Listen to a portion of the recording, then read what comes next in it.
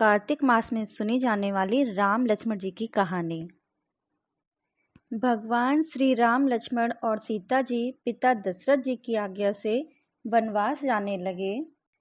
रास्ते में सभी तीर्थ गंगा, यमुना, गोमती नदियों में पितृ तर्पण कर वन में कंदमूल, फल फूल खाते हुए वन में अपना समय व्यतीत करने लगे।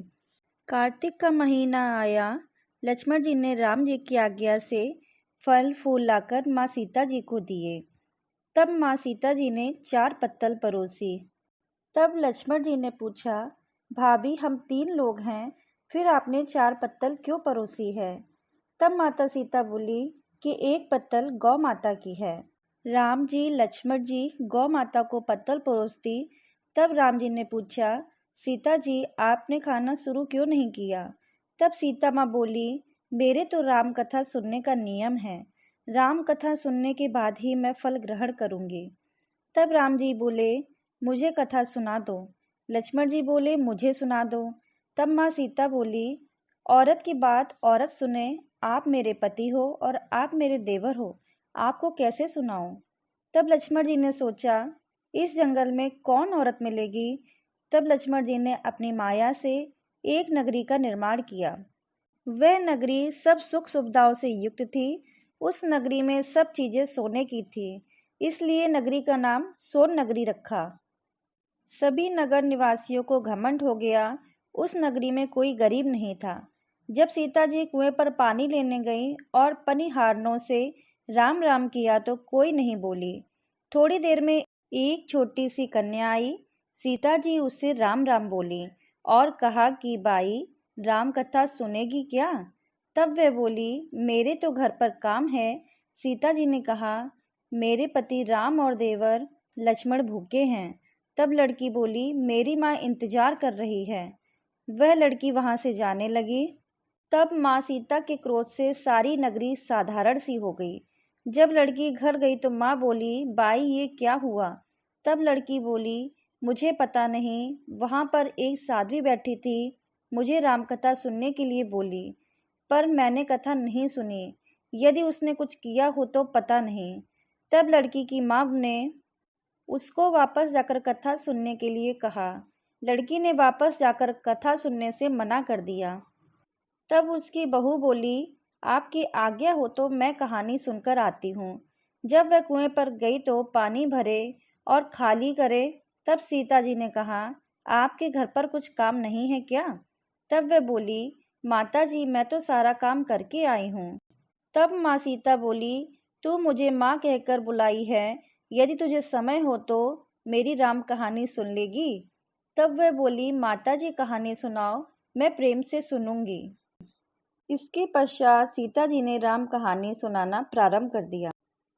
चंदन चौकी मोतिया हार, राम कथा म्यारे हिवड़े रो आधार। राम कथा सुनाऊं, राम ने मनाऊं, राम कहे तो प्रदेश में जाऊं। सीता जी ने कहा, हे बाई, तूने मेरी मृत्युलोक में मदद करी, भगवान तेरी स्वर्ग लोक में रक्षा करेंगे। सीता जी ने राम कथा सुनाई। बाई ने कथा सुनी। आओ राम बैठो राम, जल भर झारी लाई राम। केला री दतून लाई राम, ठंडा जल भर लाई राम।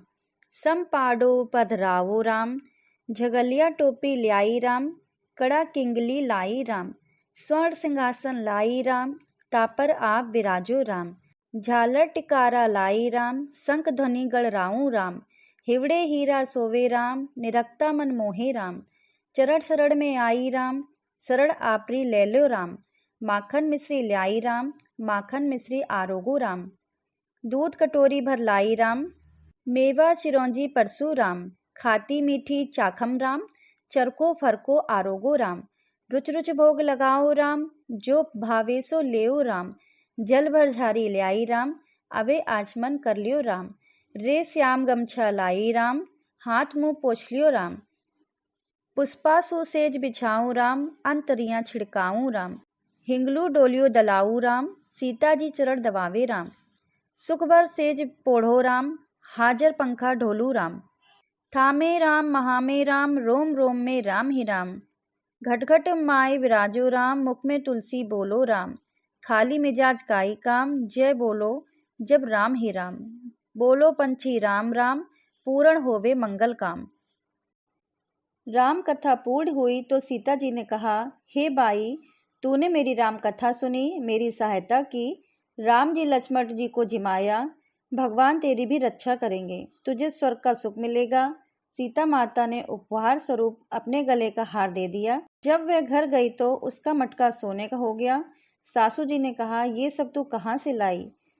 तब वह बोली, मैं माँ सीता जी से राम कथा सुनकर आई, इसी का ये फल है।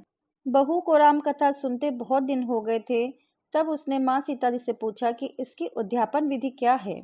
तब सीता जी ने कहा, 7 लड्डू लाना, 1 नारियल लाना, उसके 7 भाग करना, एक मंदिर में चढ़ाना जिससे मंदिर बनवाने जितना फल होता है, एक भाग सरोवर के किनारे गाड़ देना जिससे सरोवर खुदवाने जितना फल मिलता है, एक भाग भगवत गीता पर चढ़ाना जिससे भगवत गीता पाठ करने का फल मिलता है, एक भाग तुलसी माता पर चढ़ाना जिससे तुलसी विवाह जितना फल मिलता है, एक भाग कुंवारी कन्या को देना जिससे कन्या विवाह का जितना फल मिलता है, एक भाग सूरज भगवान को चढ़ाना जिससे 33 कोटि देवी देवताओं को भोग लगाने जितना फल मिलता है। अब उसने विधि पूर्वक उद्यापन कर दिया। माता सीता के पास आई, माता से बोली, हे माता, मैंने तो विधि पूर्वक उद्यापन कर दिया है। तो माता सीता बोली कि अब 7 दिन बाद बैकुंठ से विमान आएगा। 7 दिन पूरे होने के बाद बैकुंठ से विमान आया तो बहू ने कहा, सासू जी, स्वर्ग से विमान आया है। तब सासू जी ने कहा, बहू, तेरे ससुर जी को भी वह मेरे को भी ले चल, तेरे माता पिता को ले चल, सारे कुटुंब परिवार को ले चल, अड़ोसी पड़ोसियों को ले चल। बहू ने सबको बिठा लिया, पर विमान फिर भी खाली था। थोड़ी देर में उसकी ननद आई और देखते देखते विमान भर गया। तब बहू ने कहा, माँ सीता, नंद बाईसा को भी बिठा लो। पर माँ सीता ने कहा, इसने कभी कोई धर्म पुण्य नहीं किया। तब बहू ने कहा, बाईसा, आप पहले कार्तिक मास में राम लक्ष्मण की कथा सुनना, उसके बाद आपके लिए बैकुंठ से विमान आएगा। गांव के सारे लोग एकत्र हो गए और पूछने लगे कि बाई, तूने ऐसा कौन सा धर्म पुण्य किया? गीता भगवत के पाठ किए, हमें भी बताओ। तब बाई ने कहा कि मैंने तो माता सीता से प्रतिदिन राम कथा सुनी और नियम से उद्यापन किया। तब समस्त ग्रामीण राम कथा सुनने की जिद करने लगे। तब बाई राम कथा कहने लगी और सब नर नारी सुनने लगे। राम कथा संपूर्ण होती समस्त नगरी सोने की हो गई। बाई ने कहा कि जो कोई राम कथा सुनेगा उसको मेरे समान ही फल मिलेगा। सब राम लक्ष्मण जी की जय जयकार करने लगे और विमान स्वर्ग में चला गया। 7 स्वर्ग के दरवाजे खुल गए। पहले द्वार पर नाग देवता, समस्त देवी देवता पुष्प वर्षा करने लगे। देवताओं ने पूछा कि तूने क्या पुण्य किया? तब उसने कहा, मैंने तो राम लक्ष्मण जानकी की कहानी सुनी। तो समस्त देवताओं ने कहा कि तू वर मांग। तब उसने कहा, मेरे तो सब सिद्धियां हैं, मुझे ये वर दो कि जो भी श्रद्धा भक्ति से राम कथा लक्ष्मण जानकी जी की कथा सुनेगा उसको मेरे ही समान फल मिलेगा। सभी देवताओं ने पुष्प वर्षा करते हुए तथास्तु कहा। चारों ओर राम राम की जयकार होने लगी। बोलो भगवान रामचंद्र की जय हो। अगर आपको ये कथा पसंद आई हो तो प्लीज़ हमारे चैनल को लाइक करिए, सब्सक्राइब करिए और शेयर करिए। धन्यवाद भक्तों।